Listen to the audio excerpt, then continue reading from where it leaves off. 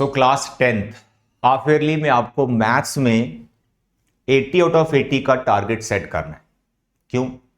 क्योंकि मैथ्स मैं आपको पढ़ा रहा हूं तो मेरे बच्चे, मैथ्स में कोई भी अगर आपको प्रॉब्लम है, कोई टेंशन है, कोई चैप्टर नहीं आता, आपने कुछ नहीं करना है। जो भी मैं यहां पे इंस्ट्रक्शंस देता हूं बस आप उसको फॉलो करो, आपका मैथ्स एकदम ठीक हो जाएगा। राइट? तो यहां पर मेरा जो टारगेट है, अभी आपके जो मिड टर्म एग्जाम होने वाले हैं लगभग वो मिड सितंबर में होते हैं। जितने भी सीबीएसई स्कूल हैं मोस्टली उनके सितंबर मिड में मिड टर्म एग्जाम हो रहे होते हैं, जिन्हें हम हाफ ईयरली एग्जाम बोलते हैं। अगर आप मैथ सब्जेक्ट को लेकर थोड़े परेशान हैं, जहां उनसे स्ट्रगल कर रहे हैं, डोंट वरी, मैं आपको यहां पर मैथ्स का हर एक चैप्टर डिटेल में पढ़ा रहा हूं। अभी मैंने यहां पर ये 6 चैप्टर कंप्लीट कर दिए हैं। Real number, polynomial, linear, quadratic, AP and stat NCERT से तो कंप्लीट किए ही हैं, प्लस एक्स्ट्रा क्वेश्चंस भी आपको करवाए। तो अभी मैं आपको मिड टर्म की प्रिपरेशन करवा रहा हूं, जिसमें मैं आपको सबसे जो इंपॉर्टेंट, मोस्ट एक्सपेक्टेड जो टीचर आपको आपके स्कूल में आपके मिड टर्म एग्जाम में ये क्वेश्चन डाल सकता है, वो सभी क्वेश्चंस मैं यहां पे प्रैक्टिस करवा रहा हूं आपको। ठीक है? तो अभी मेरा जो 7th चैप्टर मैंने स्टार्ट किया है, दैट इज ट्रिग्नोमेट्री।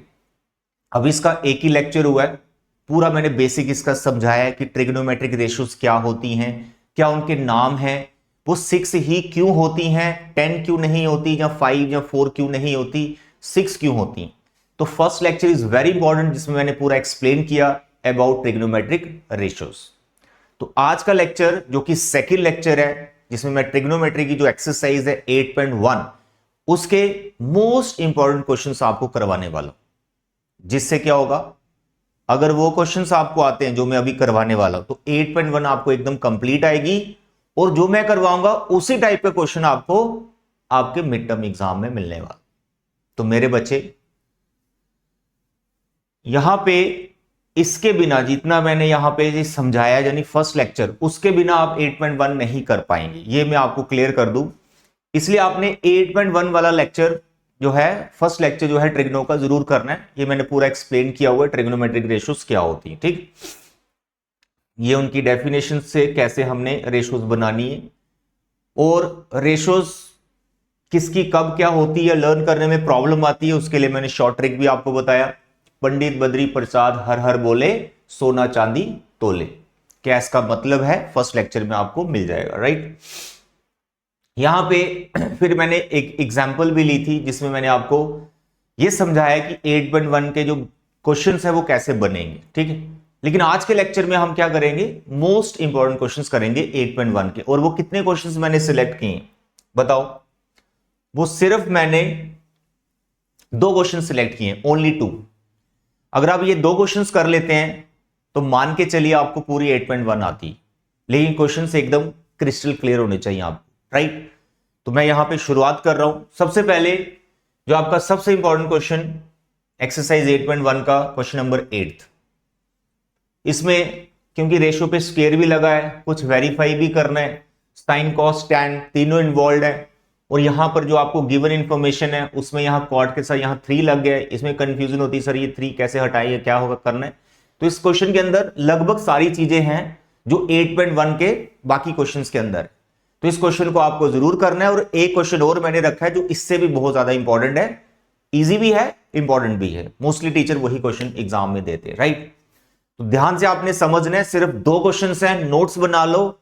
अब मैं ये नहीं कह रहा कि आप सिर्फ ये 2 क्वेश्चंस करो तो आपकी 8.1 श्योर मतलब हो गई, नहीं। मैं ये 2 क्वेश्चन करा रहा हूं, मोस्ट इंपॉर्टेंट है, सारे कॉन्सेप्ट इसमें क्लियर हो जाएंगे, लेकिन आपकी ड्यूटी बनती है कि बाकी वाले जो क्वेश्चन है उसको प्रैक्टिस करो, ताकि उनमें से कोई क्वेश्चन आता है तो आप रुके ना, कोई मिस्टेक ना कर दो, प्लस माइनस का कोई प्रॉब्लम ना हो जाए। तो इसलिए ये 2 क्वेश्चन तो परफेक्ट करने ही है, जिससे आपको कॉन्सेप्ट पूरा क्लियर हो जाएगा कि 8.1 कैसे बनानी है। बाकी वाले जो क्वेश्चन है वो भी आपको प्रैक्टिस करने होंगे। राइट?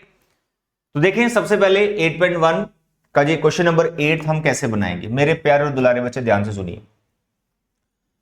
फर्स्ट लेक्चर में जो मैंने आपको सिखाया उसमें मैंने आपको बताया कि एक रेशियो आपको दे रखी होती है, बाकी रेशियोस आपको ढूंढनी होती, लेकिन यहां पर आपको ये सब आपको वेरीफाई करना है कि क्या ये इसके इक्वल है या नहीं। तो इसमें जो रेशो इन्वॉल्व है उसको आप देखो, इसमें tan है, इसमें cos है, इसमें sin है। तो जो गिवन इंफॉर्मेशन है वहां से आपको tan, sin और cos ये तीन रेशोस निकाल लेनी है। करना वैसे ही है जैसे लास्ट लेक्चर मैंने आपको समझाया, बिल्कुल वैसे करना है, ठीक है। इन्हीं क्वेश्चंस को आप अलग तरीके से भी कर सकते हो जब आप एक्सरसाइज 8.3 बना लोगे, यानी ट्रिग्नोमेट्री की जो आइडेंटिटीज मैंने आपको सिखानी है, जब वो सीख लोगे इन्हीं क्वेश्चंस को अलग तरीके से भी किया जा सकता है, बट अभी हम बिल्कुल बेसिक कॉन्सेप्ट से कर रहे हैं। तो मेरे बच्चे इसका सॉल्यूशन देखें। सबसे पहले 3 cot A is equal to 4, ये आपको गिवन है। सर आपने कहा तो रेशो गिवन होगी, यहां तो रेशो एग्जैक्ट नहीं गिवन है, तो वही बना लो ना। तो बहुत बार रेशो के साथ यहां नंबर होगा, आपको कुछ नहीं करना मेरे बच्चे, घबराने की कोई बात नहीं। ये 3 उठा के इस नंबर के नीचे ले जाओ, 4/3। तो बन गया ना वही क्वेश्चन जो लास्ट लेक्चर मैंने आपको समझाया, cot A is equal to 4/3। तो इस cot से आपको क्या क्या बनाना है, आपको tan बनाना है, आपको sin और cos बनाना है। तो अगर आपको cot दिया हुआ है तो भाई आप tan तो पहले ही बना लोगे, क्योंकि जो tan है वो cot का रेसिप्रोकल होता है, ये भी मैंने लास्ट लेक्चर में आपको समझाया। तो इसलिए अगर आपको cot दिया तो आप इसको tan बना लो 3/4, तो आप बिल्कुल रिलैक्स हो जाएंगे। सर ये तो मजा आ गया कि tan तो आपने डायरेक्टली बना दिया, बिल्कुल आपको भी ऐसे ही बनाना है, cot दिया tan बना लो। देखो tan यहां पे आ गया, मैं ये tan यहां पे ये पुट करूंगा 3/4, इसको सिंप्लीफाई करूंगा, इसकी वैल्यू तो कम से कम आ ही जाएगी। पीछे बचा sin और cos, तो वो कैसे करना है, tan हमारे पास आ गया, राइट ट्रायंगल बनाएंगे, पाइथागोरस थ्योरम लगाएंगे तो हो जाएगा। तो मेरे बच्चे इसके बाद आपको क्या करना है, इसके साथ तुरंत एक राइट एंगल ट्रायंगल बना लेनी है।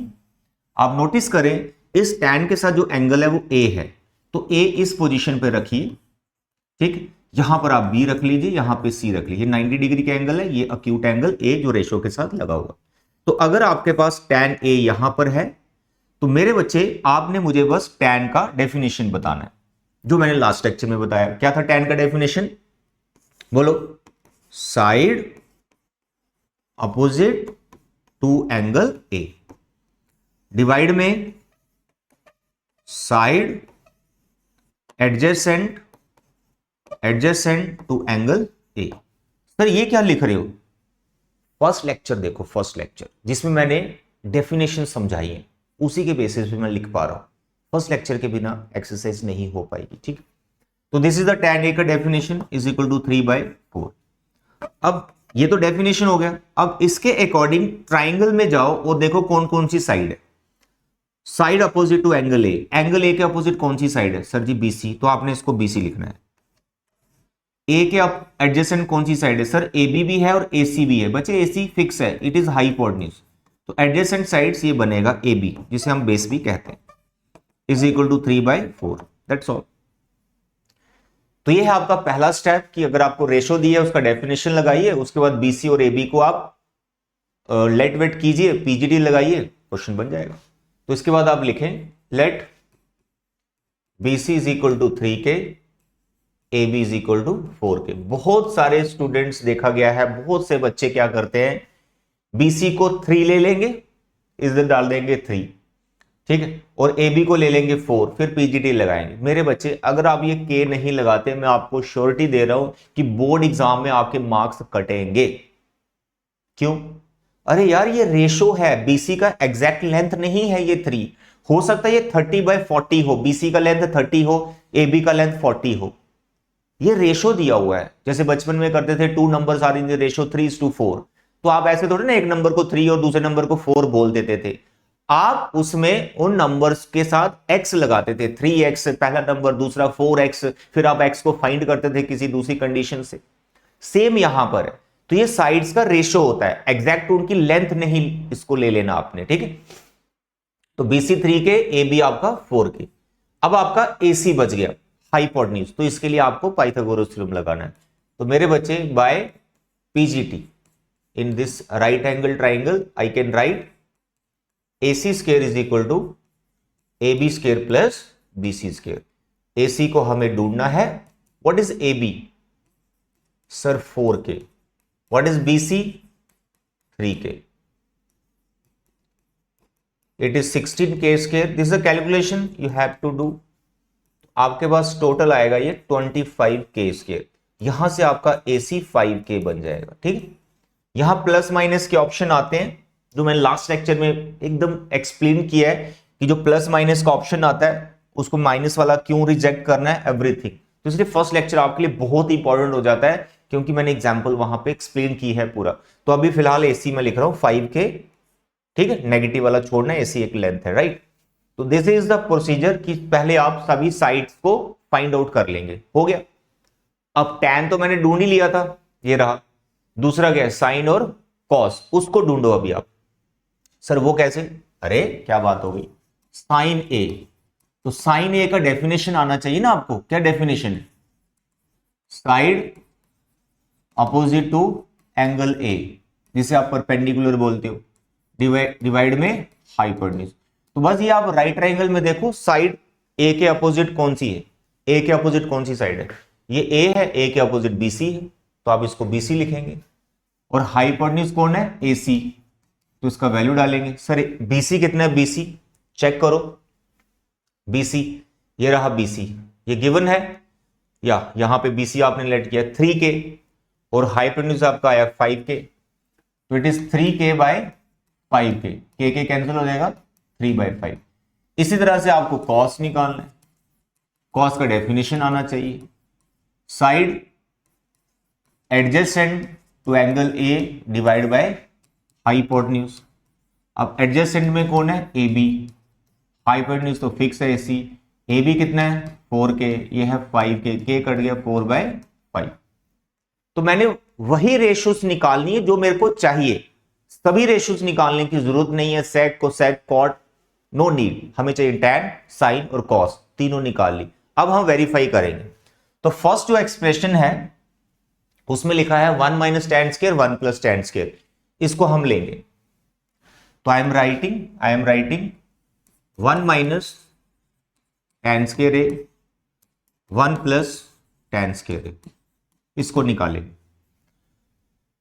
मेरे बच्चे यहां पे कई बार कंफ्यूजन होती है, सर ये स्केयर आ गया या इस पे कुछ पावर आ गई। आप बच्चे इसको इग्नोर करो, आप टैन ए पे फोकस करो कि टैन ए क्या आपने फाइंड किया। आप वो वैल्यू डालो, जो आप वैल्यू डालोगे उस पर उतनी ही पावर डाल देना जितनी रेशो पे पावर है।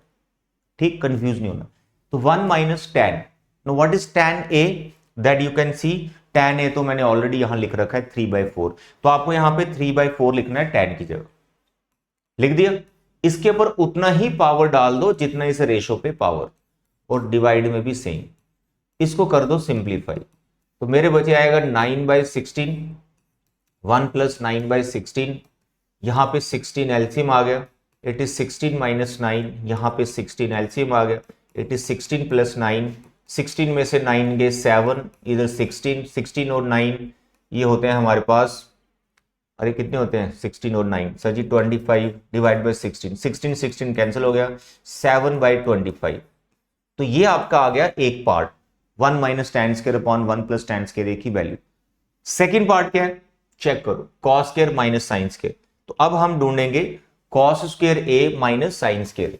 तो यहां मैंने लिखा cos square A minus sine square. तो अब आपने इसका वैल्यू डालना है, what is cos A, that you can सी, ढूंढा हमने यहां, दिस इज कॉस ए 4/5 और साइन ए 3/5।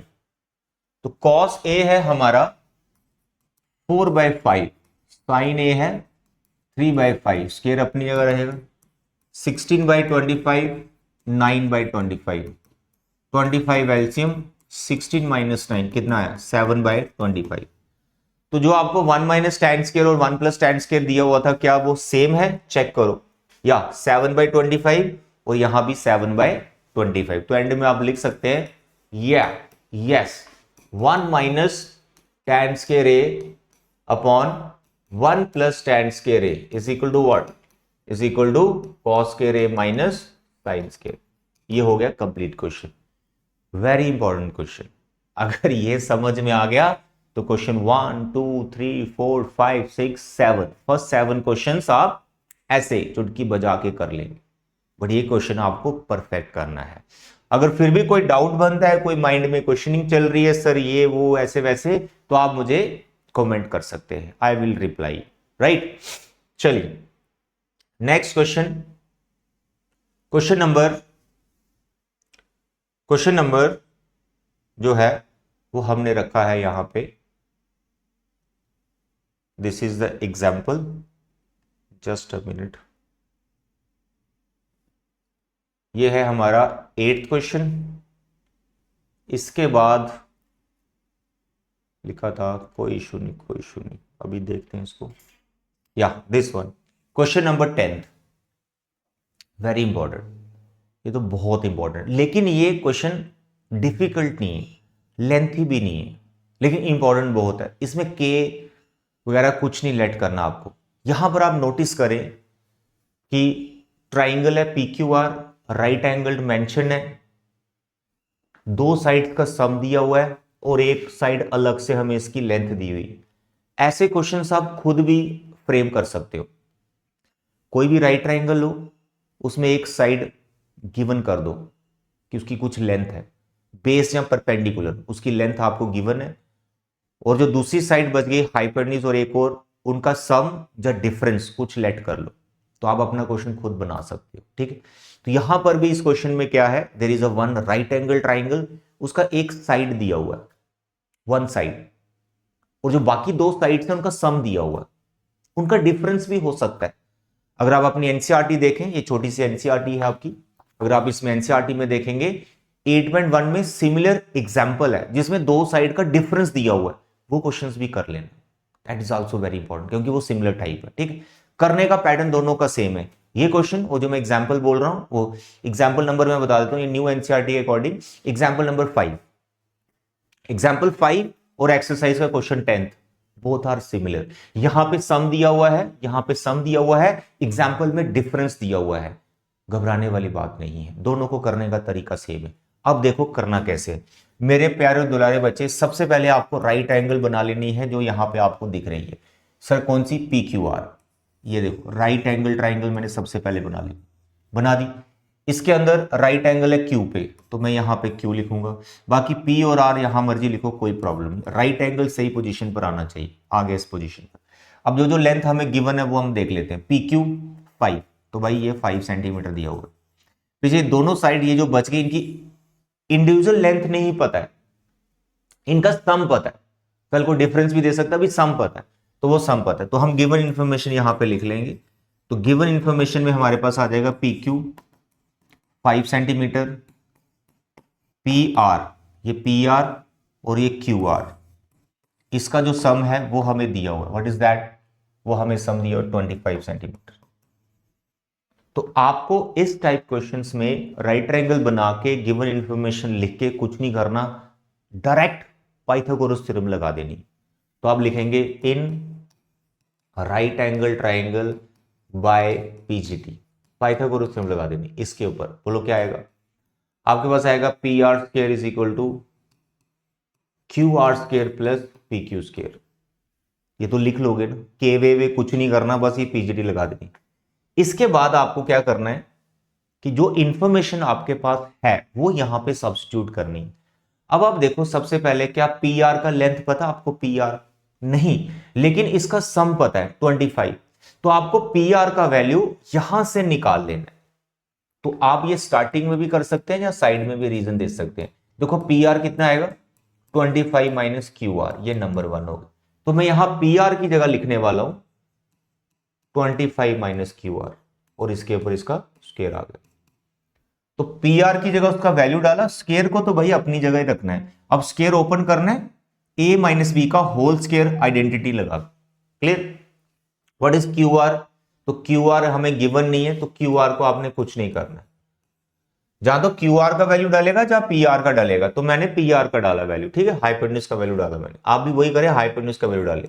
पी क्यू आप देख लो, लेंथ है या 5, तो देखो 5 का वैल्यू। तो this is the turning point of this question. अगर ये आपको पता है कि क्या करना है, उसके बाद क्वेश्चन ऐसे चुटकी बजा के हो जाएगा। तो मेरे बच्चे, इसके बाद आपको इसका आइडेंटिटी ओपन करना है। कौन सा सर, ये ओपन होगा ऐसे, A square plus B square minus 2 A and B, ठीक है। और उसके बाद ये क्यू आर स्क्वायर अपनी जगह रहेगा, और 5 का स्क्वायर इज 25। सिंप्लीफाई करना आपको, तो सिंप्लीफाई में 25 का स्क्वायर 625, ये क्यू आर स्क्वायर है, ये हो जाएगा 50 क्यू आर, यहां पे क्यू आर स्क्वायर प्लस 25। तो आप नोटिस करें, क्या कुछ नोट कर रहे हैं आप? बिल्कुल नोट कर रहे हैं। ये क्यू आर स्क्वायर और ये क्यू आर स्क्वायर कैंसिल हो जाएगा, बीच में इक्वल है, ट्रांसफर करेंगे तब भी हो जाएगा, तो आप डायरेक्ट ऐसे कैंसिल कर सकते हैं। तो यहां पर ये 625 है, यहां पे ये 625 है, तो यहां पर ये 25, ये 625 की तरफ ले जाओ, ये माइनस की टर्म दूसरी तरफ ट्रांसफर कर दो, ये प्लस हो जाएगी। तो अब गया 625 में से 25 चला गया 600, तो ये हो गया 50 क्यू आर। तो यहां से अब आपका क्यू आर मिल रहा है 600 के नीचे ले जाओ 50 को। Here I am writing 600 divide by 50 is equal to Q R. Cancel करो, 0 से 0 गया, 5 बचा, 12 आ गया, तो यहाँ पे क्यू आर का, तो मेरे बच्चे क्यू आर का लेंथ आ गया 12 सेंटीमीटर, 12 सेंटीमीटर। बताओ कोई कंफ्यूजन है? चेक करो, बिल्कुल सिंपल है, बस इतना ही है ये, आगे कुछ नहीं करना यार। क्यू आर आ गया, अब आपका पी आर आ जाएगा, अब आपका पी आर आ जाएगा। वो कैसे? देख लो आप पी आर, तो यहां पर आपने ये पी आर लिखा हुआ क्या, 25 माइनस क्यू आर, तो क्यू आर अभी आपने निकाल लिया, तो 25 minus Q R, Q R है 12, तो पी आर कितना आ गया 30। That's all. तो जो राइट एंगल ट्राइंगल थी उसमें हमें पी क्यू दिया हुआ था 5 सेंटीमीटर, तो आपने पी आर निकाला 13 सेंटीमीटर, आपने क्यू आर निकाला 12 सेंटीमीटर। तो यही तो मेन मकसद है फर्स्ट एक्सरसाइज में, यही तो मेन है हमारा टारगेट। क्या? राइट ट्राइंगल की सभी साइड्स अगर आपको पता चल जाती हैं तो आपको क्वेश्चन किसी भी टाइप का आया है आप उस क्वेश्चन को बना लेंगे।